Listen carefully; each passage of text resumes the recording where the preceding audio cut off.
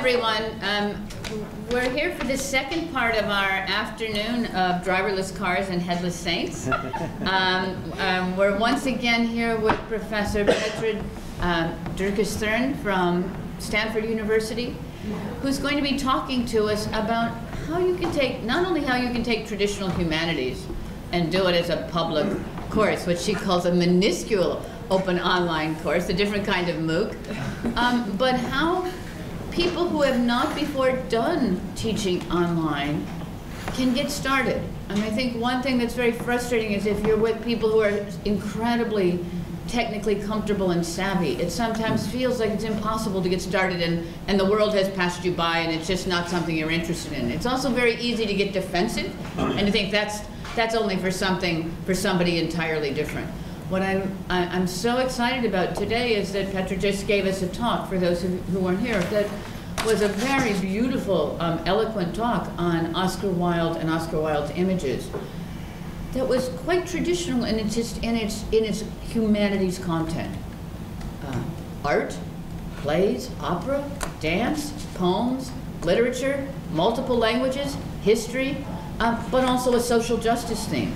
And so to take that and think about what happens when you put it online, as Petra has just done, she mentioned this is only her second class. She's only had 2 classes, so it's only the second week of class. So we're getting this at the very, very beginning, which I think for people who've been doing this a long time, it's exciting. For people who are thinking about doing it, this is a great way to begin. I want to mention, I'm Cathy Davidson, one of the co-directors of Duke's new PhD lab in digital knowledge. I'm joined by my colleague and co-director, David Bell, the other professor of Romance Studies, formerly one of the deans of our graduate school. And that's important too, because this is somebody who knows what certification in graduate education is like nationwide. And I think that's really important for all of us to know what these transitions are and what moment we're at right now. And the kind of liminal moment we're at right now. The last thing I wanted to say is at 5 o'clock today, Sebastian Thrun, one of the inventors of the driverless car, is going to be talking about technologies for a mobile society. His field is artificial intelligence. One thing that to me is so inspiring about today is the continuities from literature, arts, traditional humanities, queer theory, issues of social justice, issues of public and what it means to be controversial in public, to both give some kind of sustenance to those who are interested in your topic, as so many people in the LGBT community would be in a class on Oscar Wilde, but also what it means to be controversial in public. And those are issues I'm hoping we're having a really good, I would really love to have a good, frank discussion about these issues that are concerning issues for all of us right now. And to move from that to the formal world of MOOCs that Duke is now very, very interested in, massive online open courseware, the hype, but also the reality of that in our lives. How is education changing?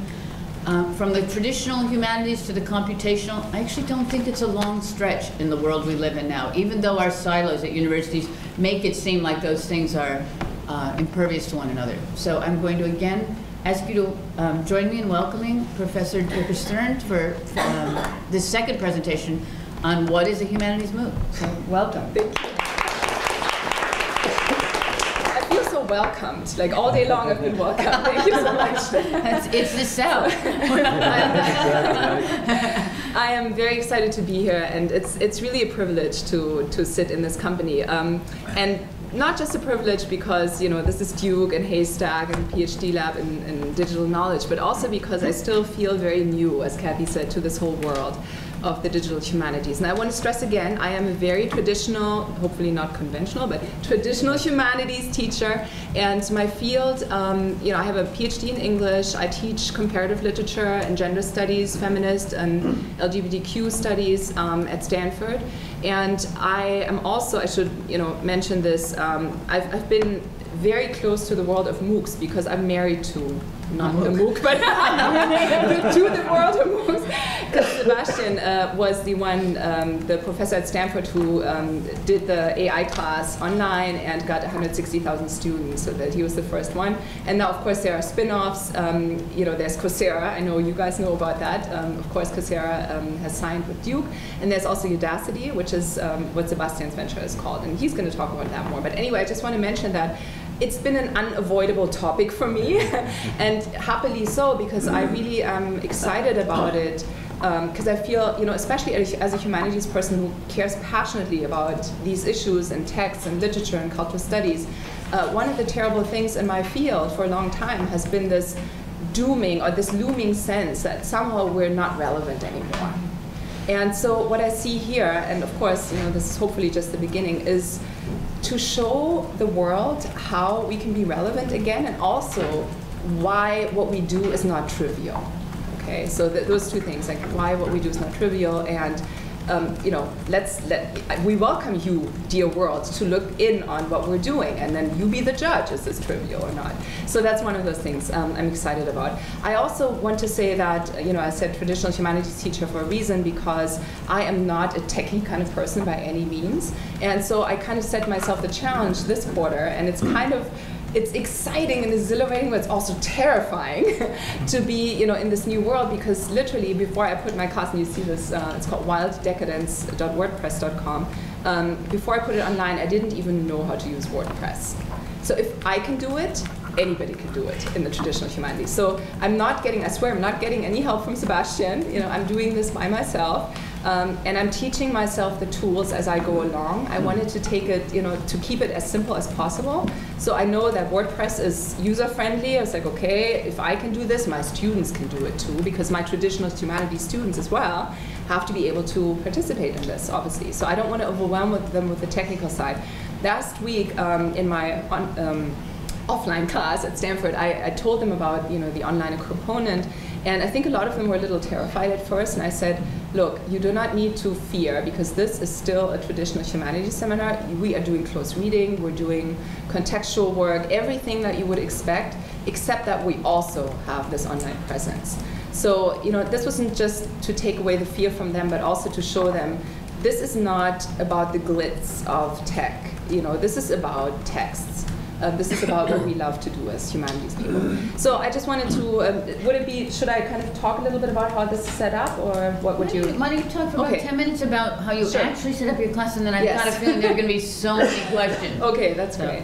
So again, I kept it very simple. So I was like, okay, the way I do this is through a blog, and actually one of the things today is I really want to get some ideas from you guys on how to do better and how to do it next time. So it's a WordPress blog. I'm just going to take you through. It's a very, very simple setup. I'm logged in, so my interface is going to look a little different. This is the welcome page. I have a little short survey for online students and visitors here, because I'm interested. I'm not asking them for their bank information, obviously, but I just want to know, like, what country are you from, and who are you, basically? Why are you interested in this and taking this?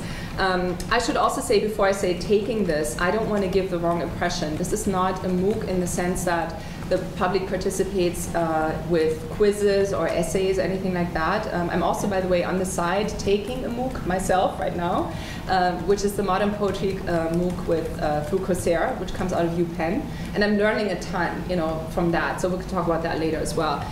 So I don't want to give the wrong impression. This is not a MOOC. People who participate online cannot send me their essay. I will not grade it. Okay, I'm not interested right now. I will maybe in the future, but that's not what this course is about. I really wanted to set myself a specific task, like figure something out that hasn't really been figured out before.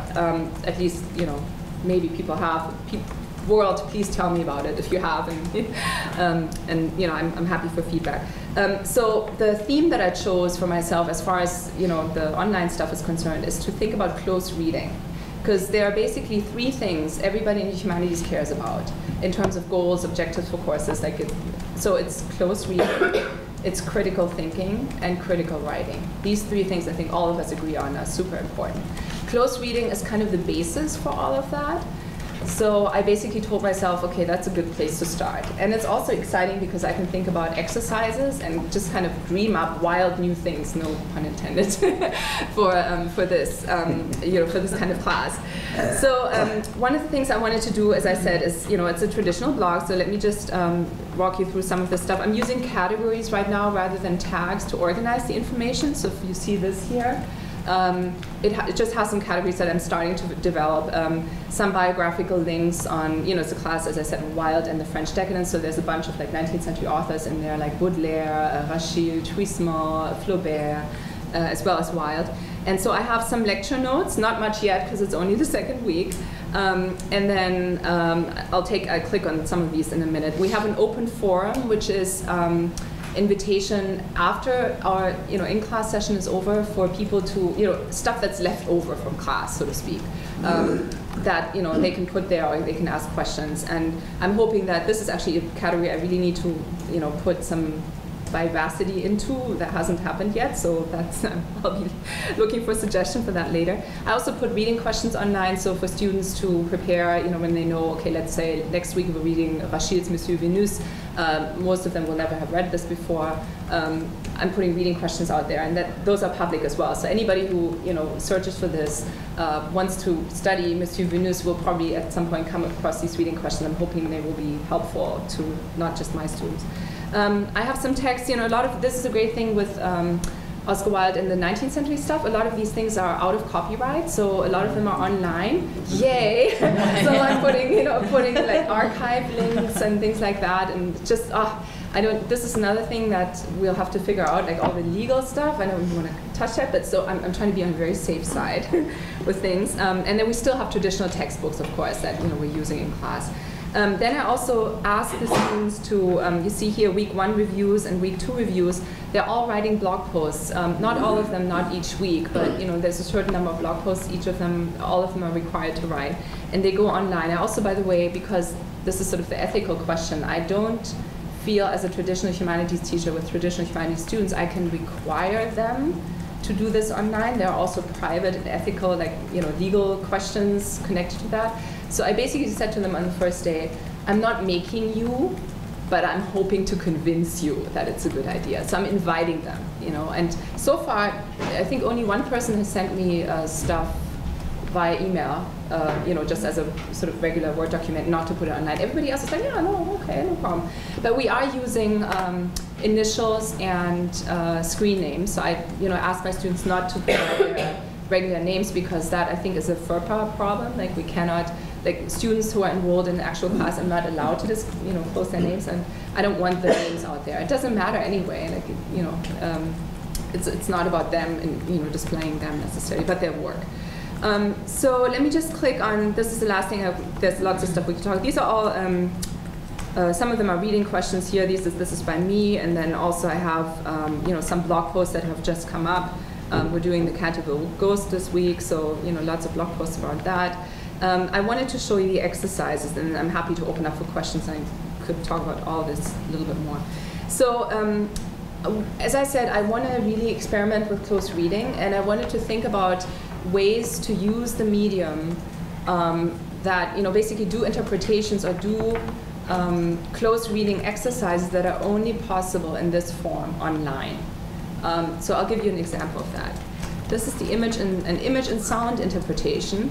Oscar Wilde's The Harlot's House is a poem that he wrote. It's one of his most famous ones. Oh, and my little wheel is going. Wheel of Fortune. Uh-oh. The Wheel of Death. Oh, there we go. Okay. So, and it looks a little clunky still, because all I have to do is the blog is kind of like you have to scroll, right? That's the thing that I'm kind of unhappy about with this format, that there's a lot of scrolling. So let's just look at this. It's a creative synesthetic mind map of Wilde's poem.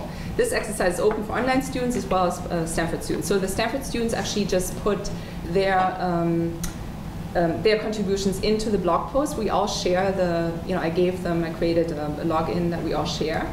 So it's a shared space, not just mine. Everybody creates this. And then the public is invited to use the comments section, because I don't want everybody in the blog, obviously. So they can still use the comment section. Let me show you what this is. So we'll be discussing Wilde's poetry in class this week, and The Harlot's House is among the poems in which we'll spend a little more time. For our second group close reading exercise, I'd like us to try something that we can really only do in this particular fashion in our online space. It is an exercise that calls for creative, visceral, and sensual rather than rational and verbal interpretation, which we always do anyway, right? So the task is this. Let's work on a group interpretation, a crowdsourcing interpretation of Wilde's The Harlot's House. that uses visual images, or video if you like, and sounds to express certain aspects of the poem that you intuit or have already learned about, such as the poem's Gothic elements, its particular form. We talked about all that stuff in class. Think about either a particular part of Wilde's poem or the poem as a whole that lingers in your mind, and find either an image or a video file or a sound file. You can also create one that expresses something important about Wilde's poem. Simply add your image, blah, blah, blah. There's technical stuff, and then let me show you some of the stuff people came up with. So here's a painting, Olympia by Manet. And some people, I gave them the option to explain why they put these images up. Some just kind of dumped their stuff in there, and that was completely fine. But some felt, that they wanted to, and I welcome this, of course, wanted to explain. Then we have, let me just show you good, this is a photo of a London street at night, which is kind of what happens in Harlot's house.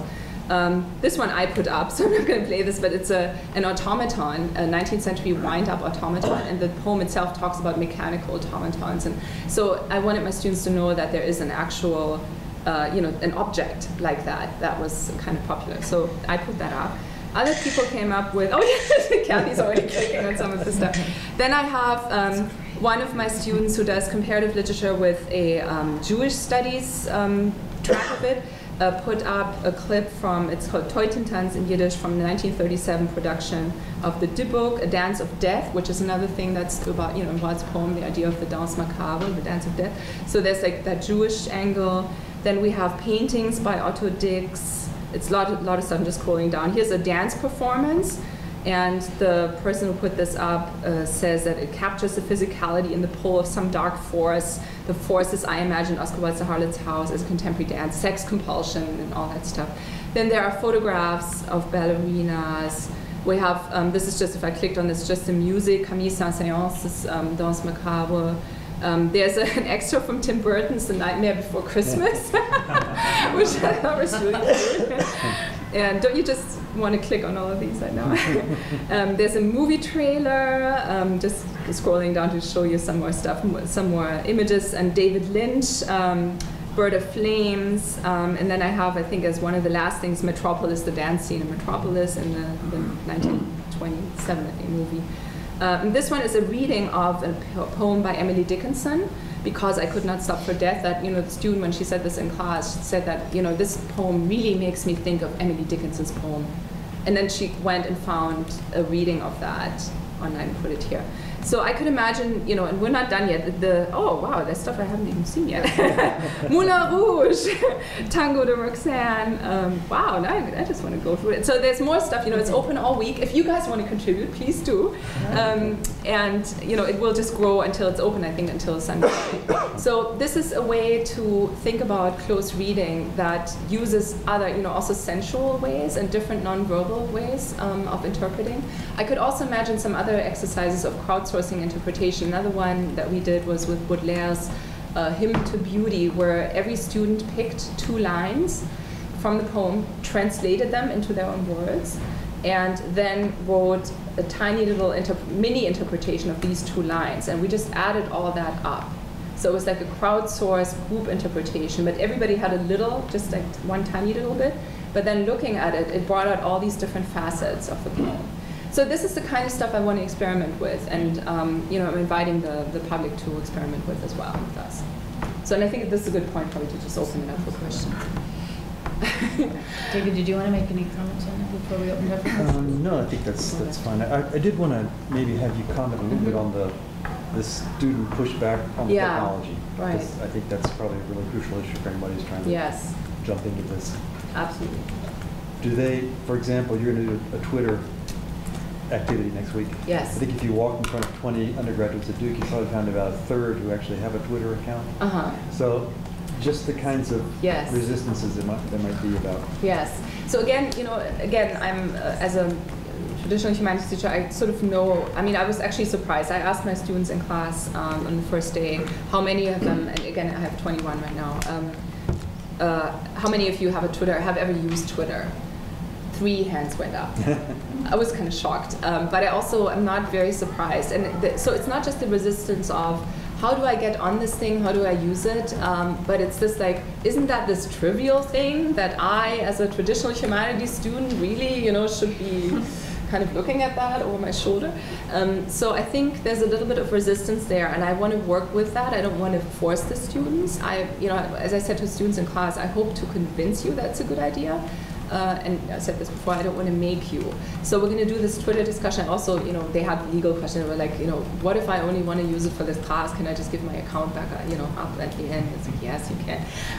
So there's just stuff like that, reticence. But I think one of the things, let me just show you this. One of the things that has already started convincing them a little bit is that we're all addicted to the stats of our blog already. It's only been up for a little bit more than a week. And again, keep in mind, this is just, people are not really taking this as a class. But I showed this to them in class. Here's the summary. This was only yesterday, actually. All time.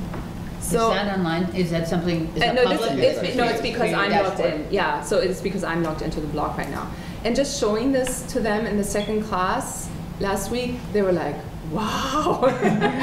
And so, again, like it's a minuscule MOOC, if anything, but I think it gives them a little bit more of a stake in their work, that they know, wow, other people read this. I better, don't do this, when I'm really tired and I just came back from the gym and I really don't feel like it, but maybe I should put some more thought into it. And so far, the stuff that they've come up with has been awesome. I have to say, I'm really impressed with it. I feel it ups the stakes, and it's not just me as their audience, but they read each other's work. Someone in Vietnam. I know, it's like, what? I just sort of wonder. Yeah. From Germany. Yeah, I know. Only so few, and it's probably all my family. Yeah, so Germany doesn't count, but yeah. So kind of, I'm using these kinds of tools to show them, that this is going to be exciting. And then when we have our Twitter hashtag discussion, of course, it could be a total disaster. I don't know what's going to happen. I think next week. I'm just hoping to show them how cool this is. So. Your colleague, Andrea Lunsford, who's somebody I've known forever, a theorist of composition, has been doing the same kind of tests of incoming first-year students. At first, I'm going to forget, maybe Adeline, where she used to teach. It was either Ohio State or Indiana. Iowa? Maybe Iowa? I think Iowa. As a Midwesterner, I should never make that mistake. But one of those Midwestern states. And then at Stanford. And the thing that's amazing is she's found that students now are writing better, and students who write on public blogs don't make the same kinds of mistakes they make in term papers. That in fact, term papers tend to have like some of the Lebovian overcorrection, the whom, over-whoming, instead of, because that sounds more intelligent than saying who, even though who might be grammatically correct in a sentence. Thesaurus-itis, long, convoluted passive voice sentences. There's all kinds of things that are hallmarks for really good writers of what a bad writer is. And the students who do blog writing tend not to do those kinds of mistakes, even though the very same students, when they're writing in a term paper, go right back to making those mistakes. So something about knowing you're writing for a larger audience and not just for a teacher changes how you write, which I think is really fascinating. Yes. I think quite well documented by somebody who has not changed her methods of documenting, which I think is great. Exactly. I mean, that's fascinating. Exactly. I think it's a different thing if they just feel like, okay, I could basically, none of my students has told me this, it's just me speculating about what they're thinking. But I think that because they know that it's public, it's, as I said, it sort of ups the stakes a little bit, and nobody wants to embarrass themselves, or not that they would, I think they're doing a fabulous job. But it just makes it more like this. It makes it count more, I guess. Also, having an English teacher in the room does terrible things to people's writing. It does. I mean, I don't know if any of you are English majors, but you tell someone you're an English major and people start correcting their grammar very self-consciously. Some fifth grade teacher who made them write, I will not say, whom or whatever, comes out of their head, and they really start overcorrecting in a funny way. And I think when they're writing for the world and not just for an English teacher, it changes how people write. It really does. Self-consciousness is not a good thing for writing, and that's it. I think you had a question? Just to sort of clarify how this blog is accompanying the class that you're also teaching in person. So for the online participants, it's just the assignments and then the blog space to discuss the assignments. You're not posting like excerpts of class discussion or lectures or That's anything? sort of where I want to get to, actually. I'm glad that you mentioned that, because, you know, in the beginning I was like, okay, this is, again, it's the first time I'm doing this. I also don't want to have it overwhelming me, you know, as a teacher. But I think ideally, in my dream world, I would love to assign, let's say, 1 or 2 students per class to take notes and put those online. Okay. That would be great.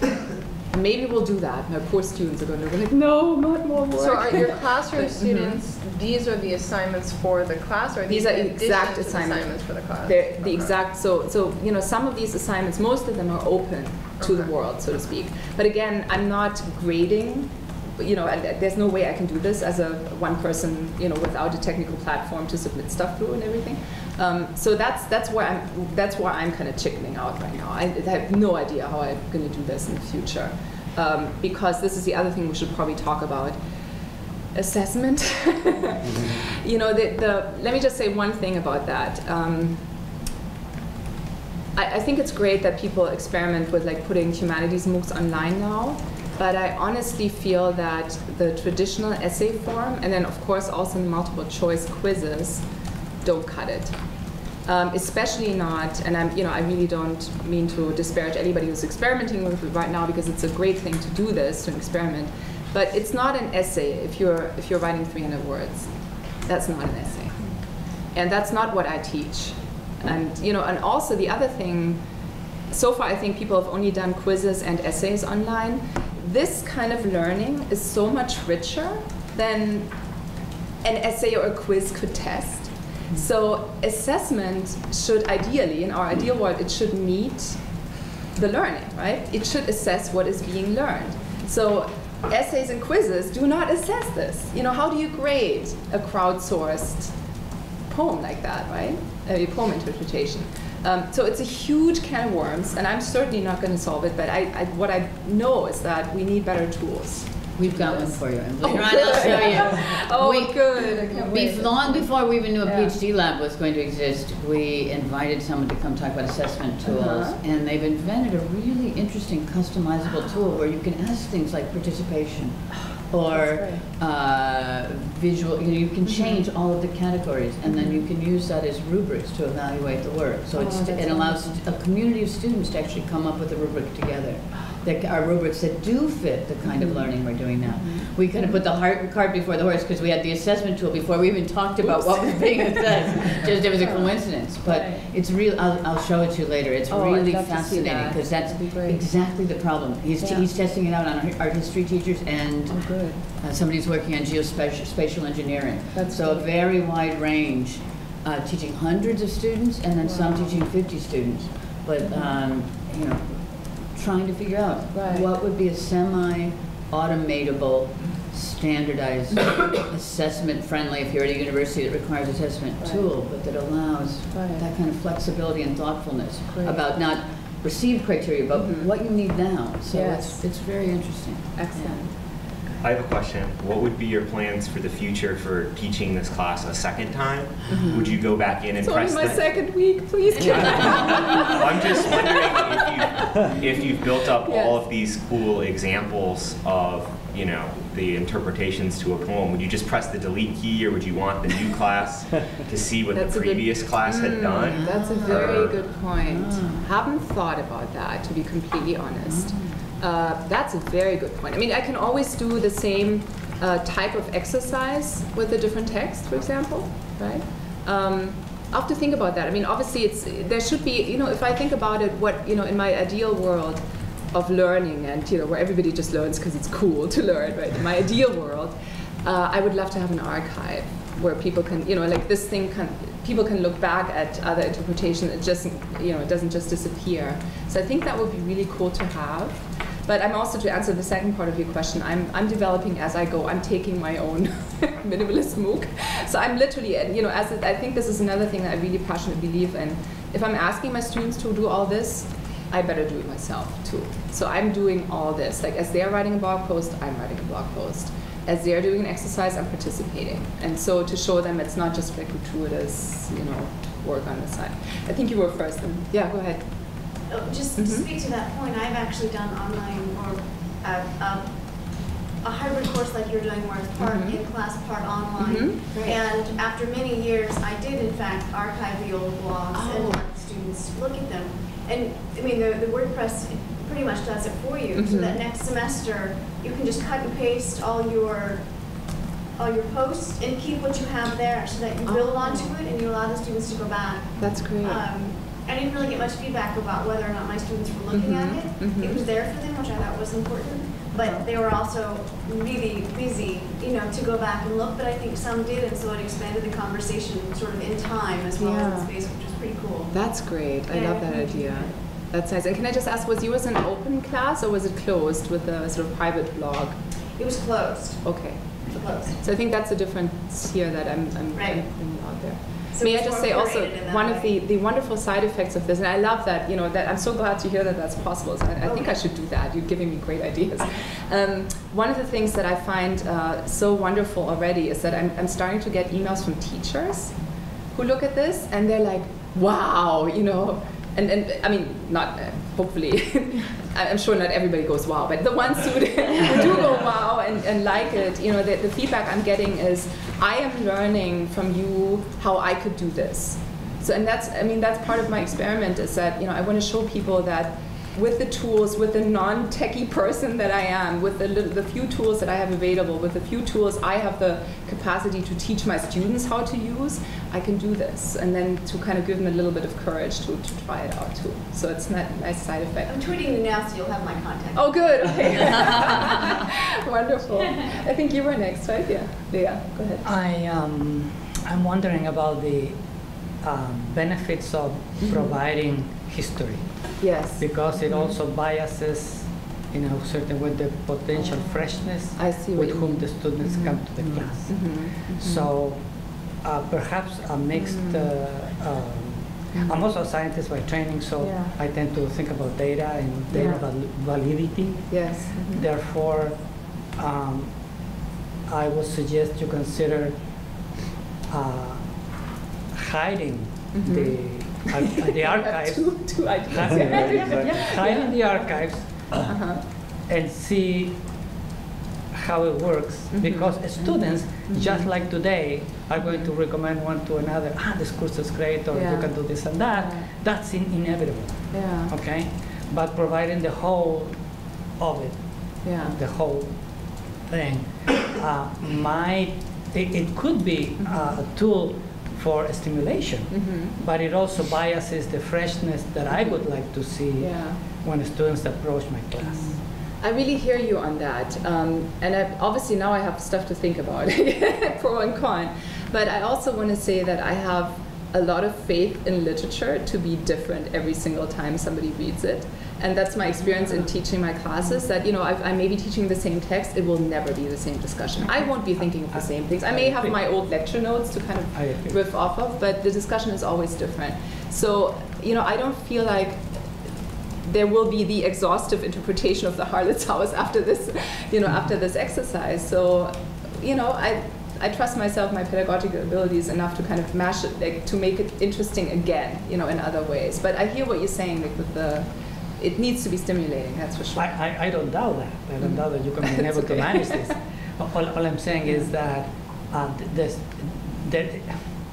the product that you get with feedback of historical nature, the dynamic of that process is quite different from the one that you would obtain in case the students don't have access to the archives. That's what I'm saying. The freshness, I definitely hear you on that. So I have to think more about that. Thank you.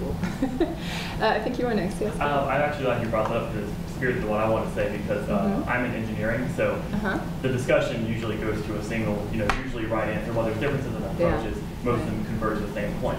So what my professor does is he has a wiki, and we have a wiki textbook, and students will basically teach the class through the changes in the technology and provide best practices and collaboratively build a textbook for our discipline. So what's really great is you can collaboratively, get all these different perspectives and, get criticisms and critiques of, previous. So it's like pay it forward, right? You're taking the class and then you're giving the next generation of students tools.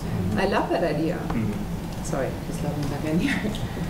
Anybody else? I don't know who else was. I'm sorry, actually there were two you, I'm sorry, I forget your name. What's it? Okay. Sam? Sam. That's yeah. right, Sam. This is just a kind of like the question before, is the physical classroom going online in reverse? Are the students in physical classroom like referring to what a non-Stanford person has said, or? Yes, well, that hasn't, this is another thing I actually need everybody's advice on. So so let me answer a question and then the advice thing. So in class, students are absolutely referring to the blog. They're like, yeah, as RN posted, or they don't really know each other's names very well yet. I really agreed with blah, blah, blah, or that was such a cool idea. So that definitely happens. So the second part where I need help with kind of thinking through this, as I said, this is not a traditional course that people can take for credit or anything like that. So we have had some people comment, but not many yet. And it's only my second week, blah, blah, blah. But I'm kind of worried about that part, because what are the stakes? What is the motivation for the public to participate in this? How can I work, find ways to, publicize it. So what I've done is I've publicized it via my sort of network, sort of the listservs that I'm on. Victoria is one of them, the 19th century British Studies one. And then I'm going to try another one, Modernist Studies Association, and I'll probably come up with a few other ones. And so I get a lot of hits for the blog, but people don't necessarily leave comments. But I would love for, it would just be awesome. And these are people who know these texts. So what is it? They just, I'm not saying it's voyeurism, I'm happy for them to look at the blog, of course. But I also would love to engage them. But it's hard because there is no motivation, like there's no outside, kind of badge I can give them or anything like that. So how do I, kind of tell the world, do it for the love of it, And it's very hard. I've written a number of blogs about Lurkers Welcome, because the number, I think it's about, does anyone know? I think it's about 7% is the number that people who actually spend significant time on blogs actually contribute and write. It's very low. You really have to socially engineer it, because most people are shy in public and it's a new kind of sociality. It's not face to face. It's an anonymous personhood, which is we don't know how to do it yet. So what you're dealing with is it's a world problem. Pretty typical. Except for some people, it's not a problem, and then that's not always such 4chan and all of that, right? There's other issues with that. I'll just show you. This not to go into this was our first group reading exercise, and I just want to show you what it looks like. So this is the poem where everybody takes 2 lines, and then see how we actually have. So I start with the English translation, and then the French is right underneath. And we have some native speakers of French, so they choose to do it with the French stuff. So this is typical, and everybody kind of has their own, initial or screen name right after it. It's also, this is really clunky. This is why, I need a better tool for doing this stuff. This is just, too linear. I need hyper annotation, something like that. And I'm not a tech person. I need to have help from others for this. But I just want to show you, I'm just going to scroll down to the comments section to show you this. Actually, we did get some participation. So these are people who commented, some person who just translated into their own words. Then this is my comment, thank you for participating, basically. And then we have Lady Angela doing basically what was being asked to do. And so we get a few comments like these, but they're few and far between so far. So it's, again, only 2 weeks, but I'm worried about that, because I also want my students to see that, I keep telling them we're open, we're online, but they don't really see it yet unless, other people participate. I'm sorry? They see the stats, that's right. So that was a good move, I guess. Yes, go ahead. I think to relate it to your previous question about whether or not to keep things open, it seems to me that people participate in things when they have lasting contribution to society or whatever. That if you have basically the more content you have, the more likely someone is to want to participate to it. So by keeping those things online, and you teach the course another time, you have more content there, more for people to explore. The more they have to explore, the more they're going to feel like they're actually part of the project. So, and the thing is also, this thing will not die when the course is over, right? So it stays live, which is actually another problem. I can't hide the archive because I don't want to hide, really, because it's supposed to stay open. But so that's right. Right now I'm just thinking in real time, people aren't commenting, but people might be commenting in the future. So this is another great thing about the MOOC, right? It frees us from time and space. To some degree, and so thinking about it as this thing that lives on, why am I thinking of vampires right now? Never mind. Not a vampire, but this thing that lives on and sort of, kind of has its own life after I'm not in it anymore, so to speak. So that's maybe a little comfort there. I think you also had your hand up earlier. Yes, go ahead. Tell me about the survey at the top. Was it easy to make, and what did you ask?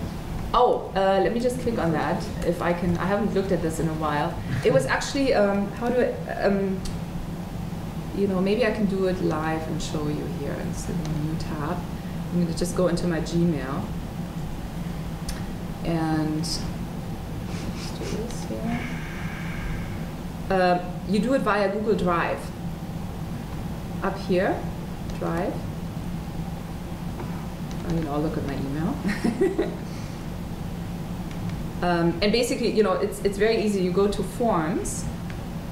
I can find it again. It's been a while since I did this. You have Create button. Where was it? Your Create button. Oh, this one. Okay, that makes sense.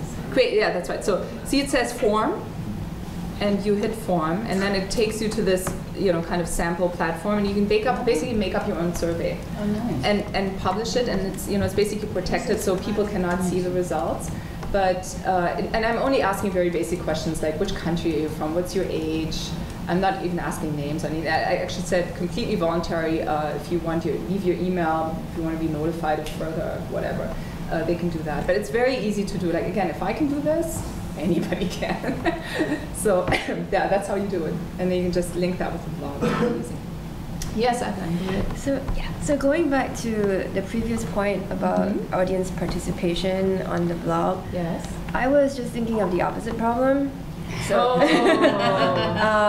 so when you do get a lot of people, and I just started experiencing this myself. So I started out with a very small audience, and now my audience is increasing. And the bigger your audience, the more likely you're going to get some antagonists. And that's something that a lot of professors have expressed to me, that they don't really feel comfortable making their classroom a public space because they're not sure how to protect their students from trolls.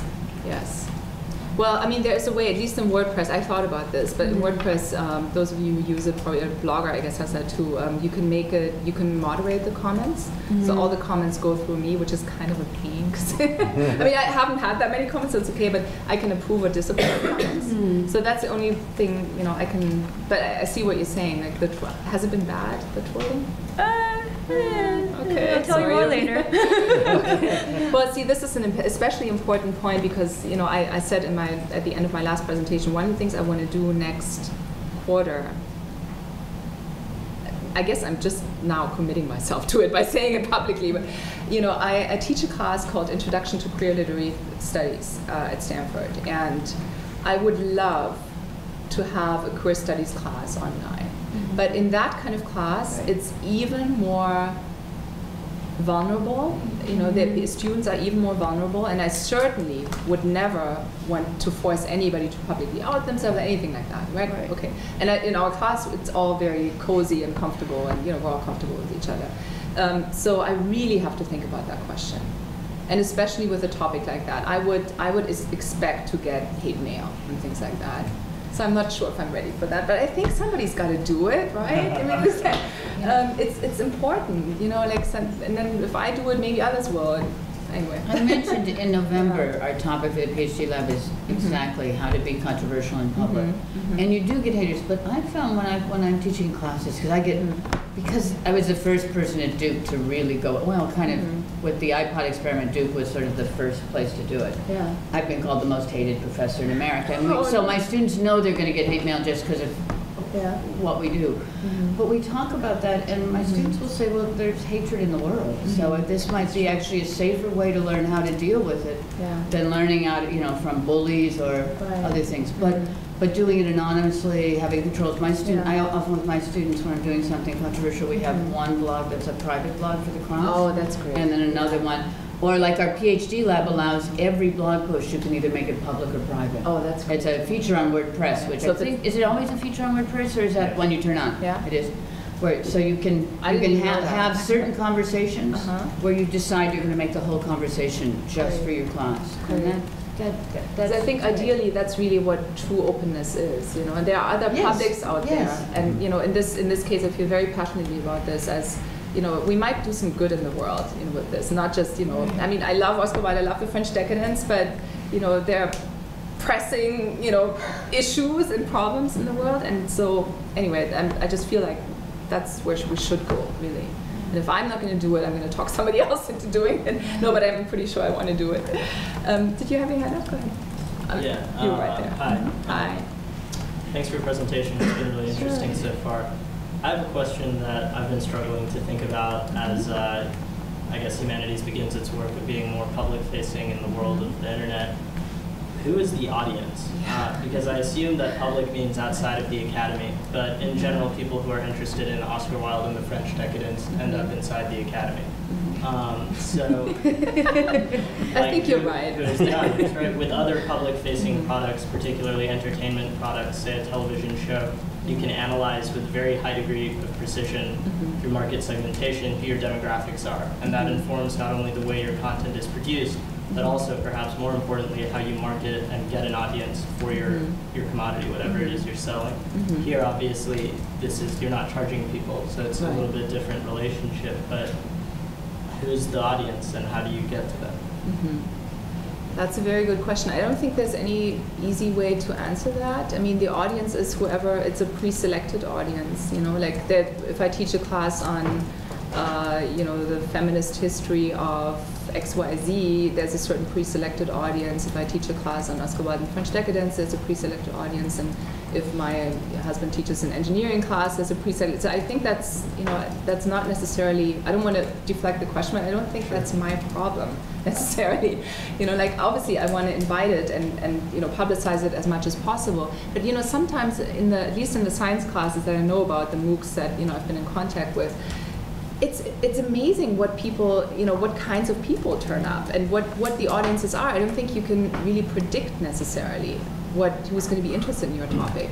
Well, it seems like there's a gap between the content producers, like the academics who are attempting to create knowledge in the public, and the consumers and reproducers, the people who would edit and contribute and do things with it. Yes.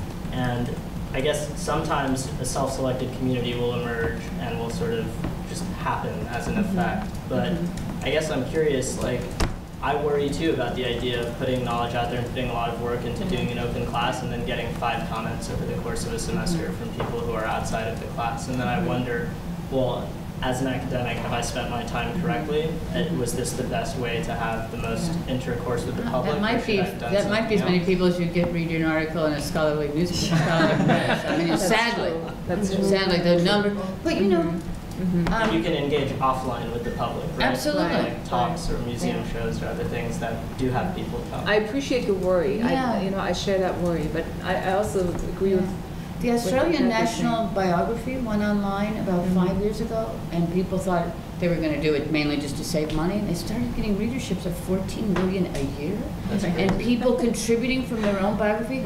Sometimes very obscure things. Talking about my grandmother was a poet, and here's her unpublished poetry, and contribute. I mean, pretty amazing things that no one anticipated it. And it's kind of there was a priest here, an elderly priest. You probably remember who it was. I think he was in your department, who had a who had a site. This was probably 15 years ago. A site of some medieval Spanish. Yes. Garcia Gomez, yes. Professor Garcia Gomez used to get with like tens of thousands of people coming to this medieval manuscript, Spanish medieval manuscript. It just would blow me away to see these statistics. I don't think we know what how many people are out there. Like 160,000 on an AI class. And then, some of my, as I said before when I talked about the emails that I'm now starting to get from other teachers, some of my audience, maybe a different audience than the one I'm actually designing it for. So they're learning other stuff from watching me do my stuff. So that's also my audience, right? So, and that's actually kind of cool. I love that. Teachers learning from teachers. It sounds awesome. I just wish it weren't kind of up to a miracle intervening and like suddenly there is an audience or suddenly there's not an audience. I wish there were more refined ways we could attract people like us. Oh, we've been dealing with that in the humanities for many decades at this point. How do we get more people? So it's not a new problem really. But I appreciate it. Thank you for the question. I don't know who was next. Sam, you go ahead. a couple of things. One thing is that there's an interesting model for some of this in an unlikely place. There are a couple of Islamic websites that people sign on to and learn Islamic texts from a sheikh, like from a traditional Islamic scholar. So that's maybe an interesting way to look. The other thing I was going to say is that in some ways, I mean, maybe there is an audience. You know, I can think of a lot of people that for various reasons didn't go into academia but love literature. I think that's maybe why there are book clubs everywhere. And I was wondering if it's possible to think about inviting somehow a couple of students that aren't Stanford students that you would be able to engage with and comment on. I You mean don't know how asking that them works. directly, or? Directly, yeah, and that they would be more committed in some way to staying with the course the whole time because you're commenting on it, and it's not about a badge or a grade. Yeah. And I don't know, maybe there's legal issues, or maybe Stanford students get. That's a good idea. So it's kind of like, it's not a TA, it's an SA, student assistant. I like that. That's good. I have many years ago. Many years ago, 4 years ago. I partnered with a class in Durham, with a teacher in Durham who was having her Durham students read some of the same books we were reading, and they would write. That was really interesting. Wow. That was really interesting. I like that idea. Yeah. Personally inviting people. I think, I'm you sorry. can actually make that an assignment. Go ahead. I could make it an assignment? You could force the network by asking the students to mobilize their own networks. And so actually assign. Say every student has to choose a friend. Oh, I love that. That's great. Everybody and their mom. Yes, have their mom. That's right. That's a great idea. We do that. And so just say every student, you need to go find someone who will participate in one of the little bitty assignments or post, That's a great online idea. that doesn't even just force the initial sort of and it also goes with this philosophy of what I've been trying to get away from, which is so hard for any teacher who loves teaching as much as I do, to kind of take myself out of the class more. It's always this temptation to kind of want to run the show, and so it actually goes with this idea of the non-teacher centered pedagogy. So thank you. That's a great that will be an suggestion. assignment very soon. I think you had your hand up for a long time. Go ahead. This is kind of like I'm not sure if this is going to come out as a comment or a question, but I think the problem that we're discussing here is like how to make up for the lack of human interaction. Because one of the things that binds students to the classroom is the relationships they create both with the professor and with each other. And so how, even if students aren't, students audit in a university setting, students audit classes or come to events for no other reason besides learning, but often it's because someone they know is doing it, because they really are attached to the person or interested in the person who's giving the presentation. And that's one of the things that also I think is going to present a lot of questions as the MOOC concept sort of develops and becomes more fully formed, is like, how do you assess how much the people taking it or engaging these classes from afar are actually learning, and like how to, because when you're a professor, that's what grade. That's one of the things I suppose grades are, is like how to assess what the student is getting out of the class and how to try to change the content to fit their learning needs more particularly. And it seems like that's going to be something that's really difficult to track and assess the MOOC audience, the remote or MOOC audience, and ultimately will probably define how useful the MOOC is as a concept. Because if we don't know that the students who are taking these classes are actually getting much out of them, or if we don't have a way to I don't think it's necessary to like survey that their learning or something, but to just know that it's valuable, and like matriculation I think would be one indicator.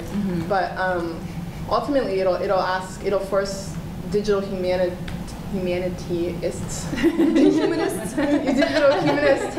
to say, is it worth it? Like, open knowledge is obviously an important and powerfully democratic concept, but like, is it going to be worth the effort and the profound transformation of the field if we don't actually know if people are learning? Right. Yes. this assessment thing is so huge. I don't even know where to start with it, honestly. It's, but you know, this is again, it's not a way to dodge the question, but I also have been, one of the reasons I'm doing what I'm doing is because at this point, I personally refuse to be just limited from the start by this question of assessment, because there is so much else to explore. You know, like, yes, assessment is a problem, but that doesn't mean I can't play around with stuff. So that's what I'm doing. I hope you don't think that that's what. Oh no, not at all. No, I'm sorry. I'm just getting excited about it, and I just wanted to add this as a coder. You're absolutely right, and it's huge. And ultimately, there needs to be some sort of, you know, am I really going to use the word measurable way to kind of, you know, say yes, students have learned something, but I mean, what shape or form that will take, I don't know yet. I don't think anybody knows it. I'm sorry, you haven't. Yeah, go ahead, please. Hi. Thanks so much for this talk. And all day long, you know, in thinking about your talk, I've been thinking about like the incredibly erudite fan communities that are out there that do incredibly sort of detailed, just impassioned readings of all kinds of things. Yeah. And I mean, and you know, Oscar Wilde maybe. Oh yeah. Depending on the subject, right? But right. I'm just thinking for some courses, depending on what it is, I mean, there are existing lay experts out there, right? That's right. Who have devoted incredible numbers of hours, right, you know, to documenting, you know, everything from every episode of Buffy. And they're like really, and often you can tell who these people are. It's sort of like people, I've gone to college with like someone exactly like this. Yeah. Right? So I think that's another way, like, to kind of tap into the existing communities of interpreters that have found each other online, because that's sort of where you find them, right? Right. So. That's very good. That's a very good point. And you know, the one thing I've been thinking about also is, you know, I'm so grateful that I can teach at Stanford. I'm very happy there, but I'm also kind of wondering if maybe that turns some people away from the comments, because it's this big, like, whoa, elite university. If I comment here, people will be really critical. So maybe that's also working against us. I don't know. You know, we'll see. But thank you. That's a good idea. Adeline, go ahead. There is a suggestion from the Twitterverse. Yay! We're open. We're online. In relation to your question about getting more people participate, and somebody suggested that you could ask authors, well, maybe for your class, because they're all dead. They're all dead, right? But maybe if you did maybe if you read a peer review article by somebody who was actually alive and they participated either in your blog or on your Twitter hashtag, that will increase student engagement. Excellent. Yeah. And I'm definitely doing that. I had, you know, I obviously am plugged into a whole network of wild scholars. I am really going to milk that network this morning, and I'm going to ask them to at least, you know, send, if they don't do Twitter, you know, like to send the class an email or do something to show that, you know, somebody else is watching and it's not just their crazy teacher who makes them do stuff. So that's a very good suggestion. And maybe, you know, in the Intro to Queer Literary Studies class, I have some more contemporary things there. So maybe I'll find some authors who are still alive. That would be nice. So I like that suggestion a lot. That's great. I think you were next, yeah. Okay, so considering that there are hundreds of tools to choose from, and you obviously chose WordPress, and I'm a WordPress fan, so I'm very happy with this choice. What were your criteria when looking for a tool, and what made you choose WordPress? Was it a recommendation by somebody, or was it simply it had something that other websites didn't have? That's a very good point. So, as I said at the beginning, I really wanted to keep it simple. And again, I'm not a tech person. How many times have I said this now? So I had to find something that was simple enough for me to learn quickly. It has to be simple enough for me to explain to my students when they come to me and they've never used WordPress before or Twitter. And then I also, a few months ago, sometime in the summer, I took what was called the MOOC, which we looked in on as well. That was really wonderfully arranged by Jesse Stommel and Sean Michael Morris and Pete Rohrabaugh. And they, you know, one of the wonderful things there was people came up with, you know, people participated in MOOC, sort of a meta MOOC, thinking about MOOCs. And one of the things they came up with was a really great Word, it was just basically a Google document, a spreadsheet of all the tools that people could think of. And so I looked at that, and I looked at some of those tools, but mostly I just really wanted to use very simple ones. So I'm literally limiting myself. Maybe I get more ideas here. We'll see. So WordPress, Twitter, I'm thinking Storify. that will happen after our Twitter discussion. What else? Oh, and then I guess I have to figure out Google Hangouts. I've never done one, so. And then I also have to, I'm still looking for a good tool to do sort of a virtual office hour. And I don't know yet how to do that, so I'm looking for suggestions. But I haven't really, I'm keeping it very simple. But if you have suggestions, definitely let me know. What do people use for a virtual office hour? So on Gchat. Yeah. You do what? It depends on if you want video. Gchat is a possibility. Gchat. Cool. But do people have to have Gmail for that? I mean, they have to. Yes. Yeah. See, that's. Ustream will allow you to stream your video. Oh. And there's integration of Twitter and Instant Messenger and Facebook and Ustream accounts could allow your students to chat with you. Yeah, that would be nice to have a chat video. stream at the same time as as your video. So you could answer live questions as you're reading them. Great. If you're holding office hours at a certain time and everybody's checking in. Okay. Good. Ustream.tv. Making mental notes. Great. Just wanted to comment that Jesse and Pete from MOOC are actually on our Are they following? They're definitely following. They're retweeting us everywhere. Yeah, they're really excited. That's great. Yeah, well, this is one of the things that, again, I'm pretty new to this whole thing, and like the Twitter stuff has really opened up this whole new kind of community for me. It's just really supportive. Like, Adeline, I met in person for the first time today, but like, she's already taught me so much just by tweeting. Yeah, you have. Absolutely. And yeah, and it's really You met great. before. You follow me on Twitter. I'm Star Gould. Oh, that's you. Okay. Hi. Star Gould, me, Petra, DK. I love this. This is a strange new world we live in. That was a good moment. Awesome. I don't know who was next. I think you. But yeah, go ahead. Well, about virtual office hours, there's this guy named Day9 whose, I guess, human name is Sean Plott. I don't know. Human name. But he, I guess, teaches, I don't know if that's the right word, he does this thing called the Day9 Daily, where every day he does about an hour or hour and a half episode of sort of in-depth analysis about a video game called StarCraft 2, and it used to be StarCraft, but then the sequel came out, so he switched. He has a huge audience following. He's been interviewed by NPR, stuff like that. He was on a Forbes like under 30 important tech entrepreneur kind of, or entertainment kind of list stuff. But he has, I forget the name, but if you Google him and you Google like Day9 setup, you'll find the setup he uses, which is pretty sophisticated in that it allows him to show what's happening on his screen as he lectures, and then has a question-grabbing script for a chat room that if you type in the question in the correct format, I guess you have to type it with a certain header or something first, it'll grab the question and push it to him so that he has a list of questions and can select like a question that he wants to answer live on air for everyone. And he streams his episodes through Twitch TV, and they're archived on YouTube, and his setup is like ace. So awesome. If you're thinking about, because you were talking about you don't like the scrolling and linearity, and you wanted to like do things, so that's great. I see it's 2:30, and maybe the rest of our questions should be offline. Our Catherine Angst has been